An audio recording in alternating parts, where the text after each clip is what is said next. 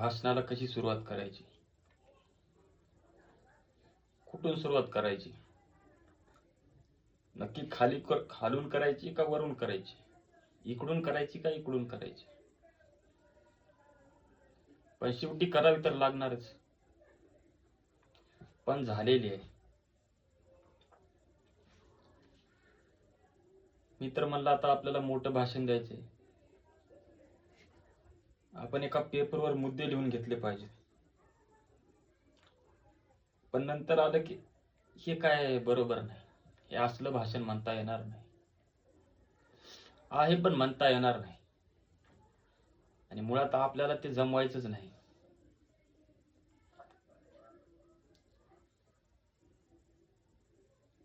एकंदरीत बघितलं तर या महाराष्ट्र राज्यातील प्रकरणाबाबतीत आपण चर्चा करू. पुण्यामध्ये दारू पिऊन 24-25 लोकांचा मृत्यू झाला.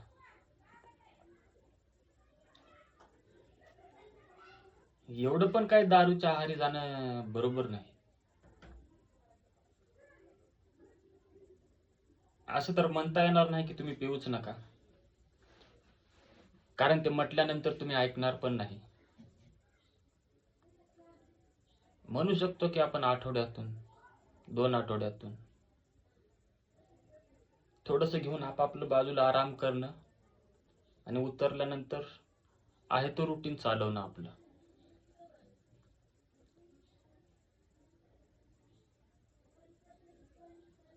नंतर कुठंतरी फिरायला गेले 8 जण आणि रात्री घाटात स्कॉर्पिओ गाडी गेली, 8 जणांचा मृत्यू झाला.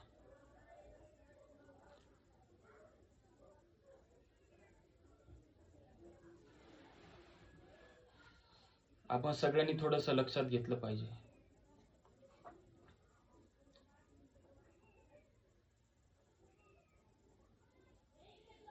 ड्रायव्हिंग ही काय नैसर्गिक नाही, पण ते आपण थोडंसं व्यवस्थित चालवली पाहिजे.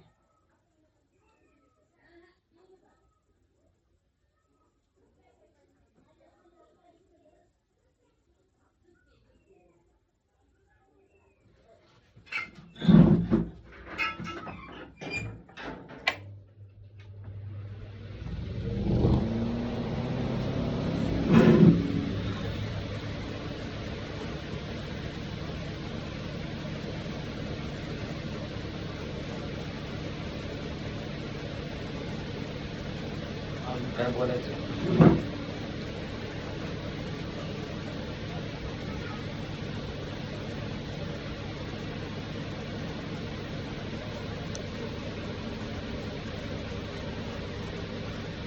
न्यूजपेपर फुटीच्या संदर्भात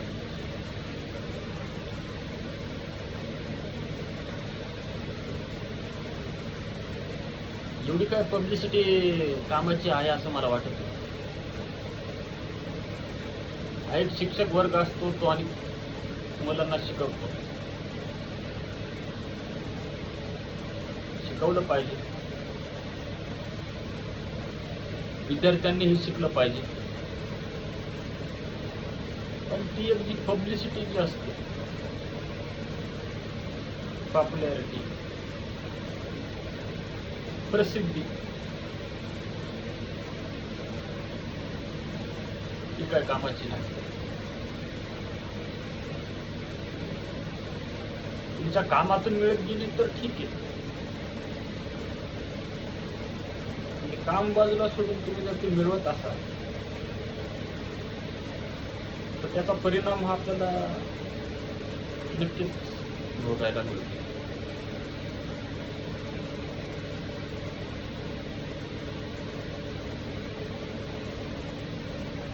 तात्पर्य शिक्षकाबाबतीत एवढंच असतं,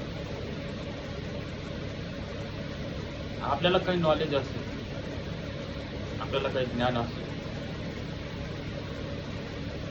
तर ते दुसऱ्या व्यक्तीला स्वार्थ न ठेवता शिकवणं हे मूळ आहे, मूळ. पण ते सध्याच्या काळामध्ये तर काही जमणार नाही.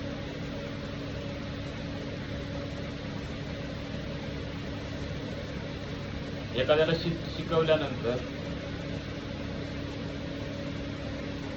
त्याच्याकडून पण आपण काही फीची अपेक्षा करतो. तर जग जसं चाललंय तसं सगळ्यांना चालावं लागणार.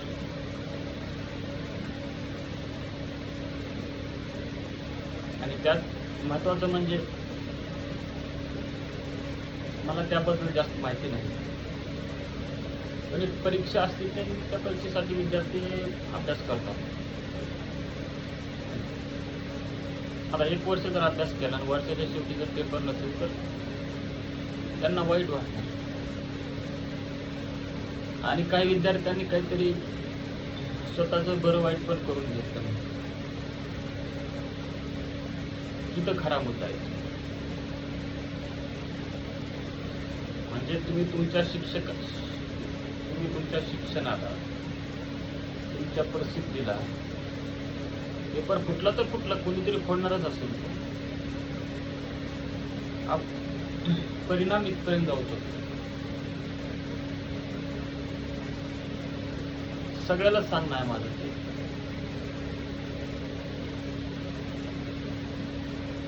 स्वार्थ आणि गर्व, माणूस म्हटल्यानंतर थोडा ठेवा, पण एवढा ठेवू नका.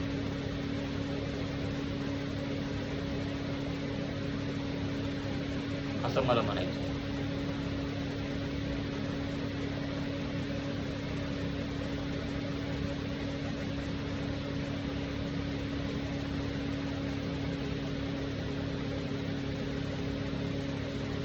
तसं तर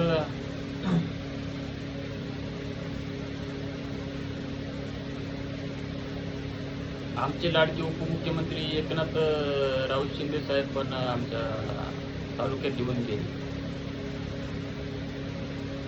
आणि त्यांच्याबद्दल बोलायचं म्हणजे ह्या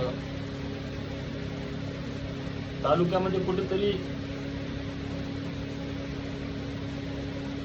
गढूळ पाण्यात तोटी फिरवण्याचं काम नक्की झालेलं आहे.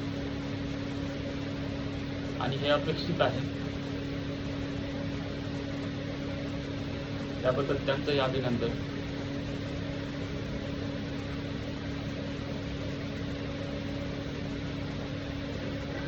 दुसरा उल्लेख असा करायचा,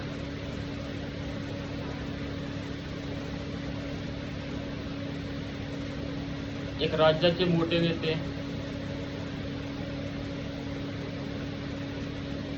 राजसाहेब ठाकरे यांचंही थोडंसं अभिनंदन करावंच लागेल.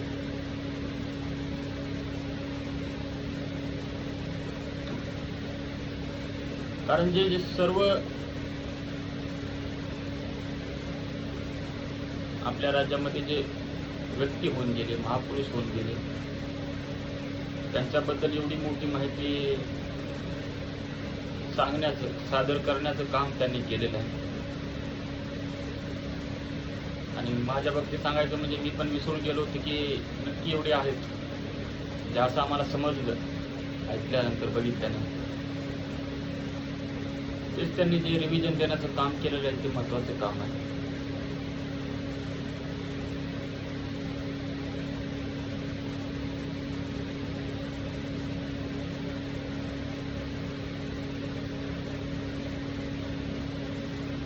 आणि एकंदरीत ह्या महाराष्ट्र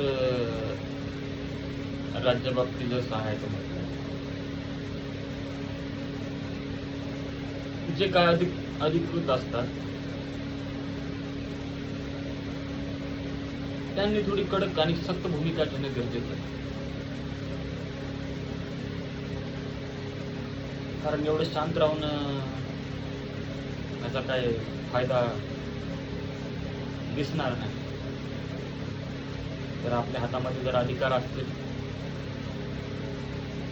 तर त्या अधिकाराचा उपयोगी आणि अंमलबजावणी तशी झाली पाहिजे. थोडंसं कडक राहणं हे महत्वाचंच आहे.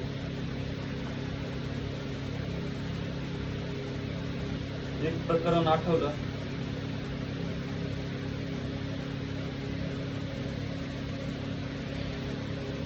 काय ते दोन चार मित्र त्या ईद मुबारकच्या दिवशी मित्र म्हणून अचानकच त्यांच्यामध्ये अशी काय कल्पना आली की कृती आली की मित्राचाच त्यांनी खून केला.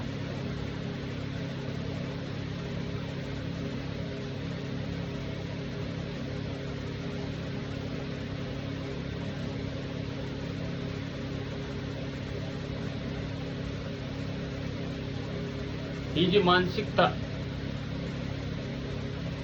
ही जी दूषित मानसिकता जी आहे,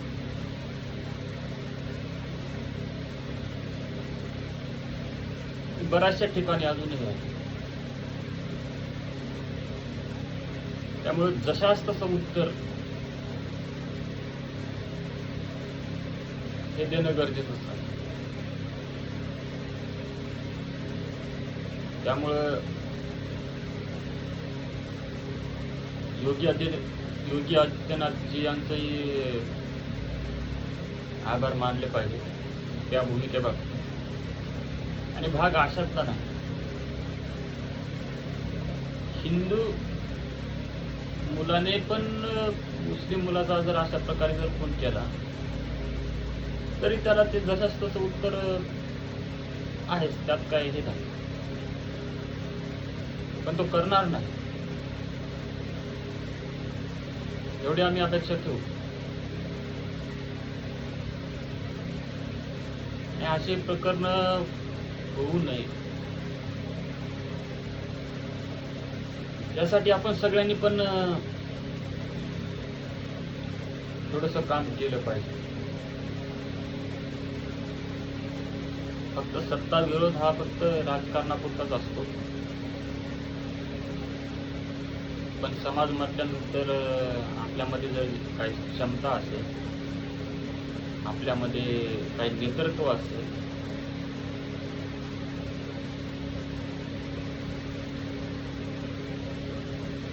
तर ते नेतृत्व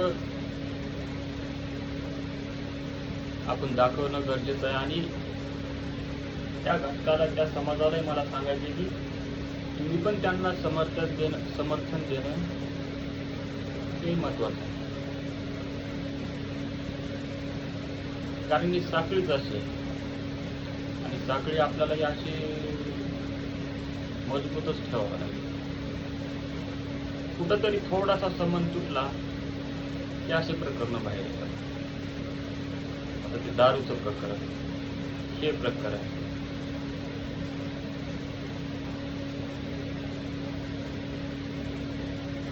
आता एवढे दारू बाबतीत तर काय बोलायचं.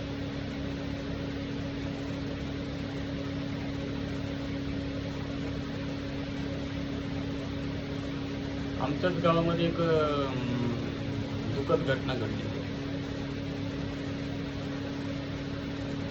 चांगला एक मंदिर मूर्ती शिल्पकार, एक नंबरचा, गावामध्ये भरपूर जणांकडून मी नाव ऐकलेलं होतं. जेव्हा मी पोलीस भरतीची तयारी करत होतो त्यावेळेस मी रोडला जाण्याच्या अगोदरच तिथं टेकलेले असायचे धाब्यावर, न चुकता. मीच चुकायचो कधी कधी रनिंग करण्याच्या एवढा बस, ते पण सकाळी. पण शेवटी एक माणूस गेला म्हणावा लागेल, आपला एक चांगला माणूस. काय एवढे शब्द राहतात, दुसरं काय राहतं. त्यामुळे जे दारूच्या आहारी गेले त्यांनी थोडं पण जरा लक्ष दिलं पाहिजे. आता शेवटी नाही म्हणून मला पण थोडीशी तंबाखूची सवय स्वतःच लावून घेतली. जरा माणसात यावं म्हटलं आपण. जेवण झालं की थोडीशी तंबाखू टाकली की जरा बरं वाटतं. ते पण काय बरोबर नाही. दारूचं तर व्यसन मला कधी आमच्याकडूनही घेण्यात यायची, पण मला व्यसन नाही लागलं. ही एक गोष्ट चांगली आहे माझ्यावरती. असं आपल्या बाबतीत असावं, चांगल्या गोष्टी असाव्यात, वाईट गोष्टी नसाव्यात. व्यसन असावं पण ते व्यसन नसावं. व्यसनाच्या आहारीही एवढं माणसाने जाऊ नये, ही एक गोष्ट आहे. शेवटी आम्हाला तर समजतं सांगताना, पण तिथं एखादा बाटलीनं गिलास घेऊन बसलाय, त्या पाण्याच्या ऐवजी त्याच्या डोक्यात काही विचारच नसणार आहे. आणि आपण काम सांगणं माझं कर्तव्य म्हणून मी आज करते. मोबाईल समोर आणि मी हे आपण बघणारे सगळे.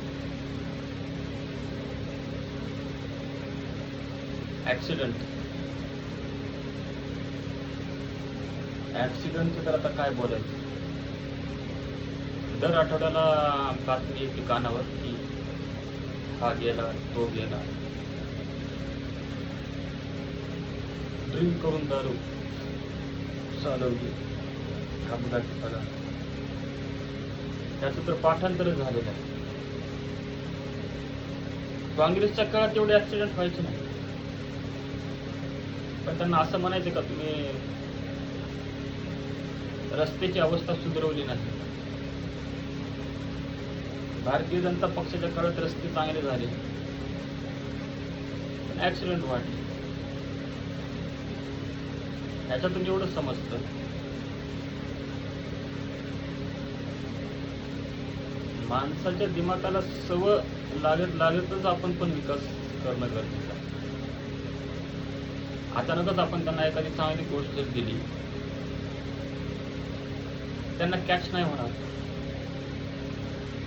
काहीतरी विचित्र समोर येते.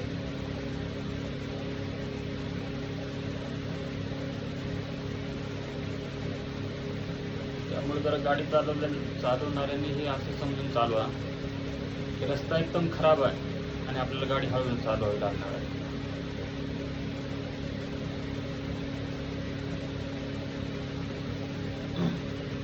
मला तर कधी कधी असं म्हणू नये, पण लोकांनी काय लोकसंख्या कमी करायचं धोरण आता धरले का काय? सरकार तर किती मदत करत,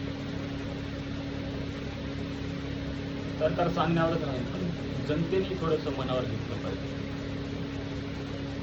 बस सरकारवर किती दोष द्यायचा, आपणही थोडासा विचार केला पाहिजे. अन्न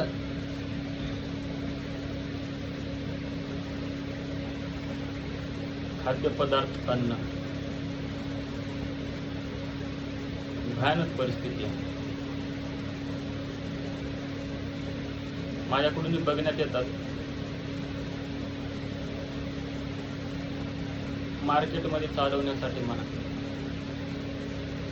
जलद पद्धतीने विक्री करून कमाई करण्यासाठी आपण त्या फळांवरती म्हणा, पावडर म्हणा, अजून काय स्प्रे म्हणा मारतो. नैसर्गिक प्रक्रियेच्या विरोधात जाऊन आपण त्या फळाबरोबर जर काही करत असेल तर त्याच्या आतमध्ये पण काय वेगळं निर्माण होणारच. ते काय जशाच तसं फळ तर पिकणार नाही. एवढं सगळं समजून पण लोक करतच राहतात, कारण त्याला मन लागतं, विचार.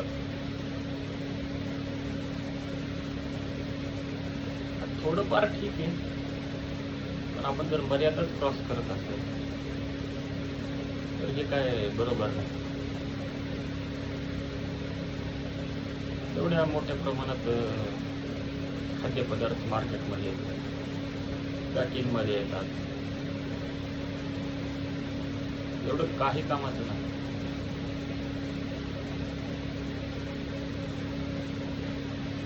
त्यामुळे हे आपण जी जीवन जगण्याची जी स्पीड वापरतोय आपण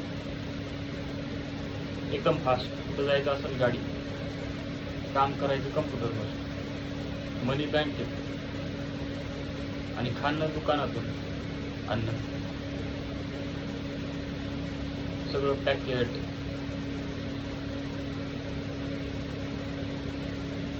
एवढी स्पीड आहे.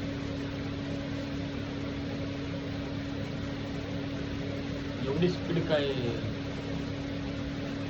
काही कामाची नाही.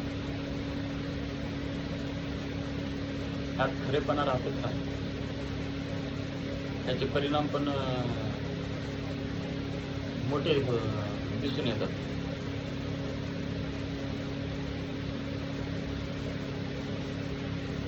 शेवटी माणूस जर स्वतःला थांबवतच नसेल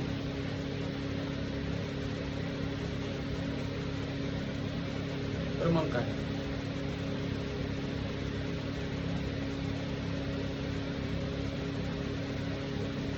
ही पण एक बाब आहे.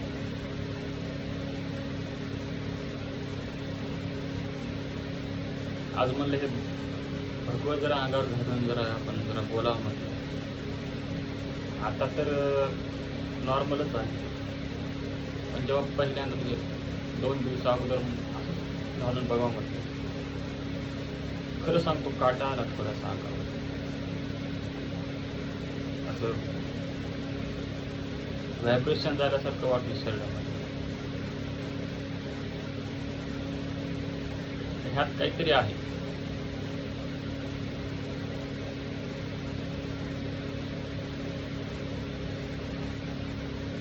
बाकी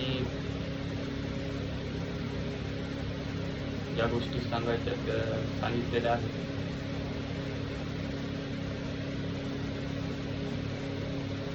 त्याचा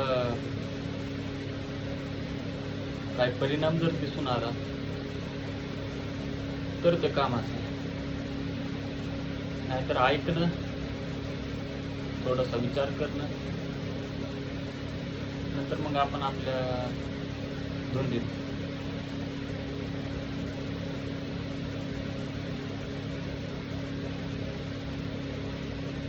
आता जरा झोपी गेलो होतो मी. माझ्या स्वप्नात स्क्रू आलता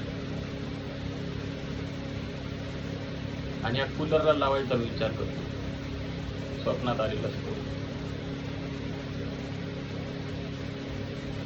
हा एक वेगळा प्रसंग सांगतो मी. बाकी जीवनाबाबतीत बघा, एवढं तर मी नक्की सांगतो,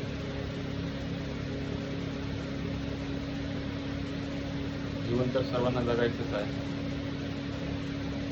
पण जीवनामध्ये स्वार्थ आणि गर्व जर आणला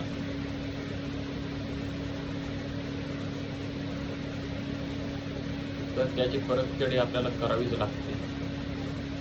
आणि त्या बाबतीत मलाही सुट्टी नाही.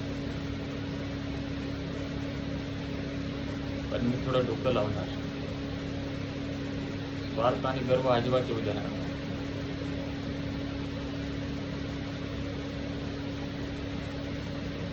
ही आपली जवळपास अर्ध्या तासाची सभाच म्हणा, एवढी सभा मी संपवतो. आपल्या सर्वांचे आभार मानून मी तुर्त रजा घेतो. जय हिंद, जय महाराष्ट्र.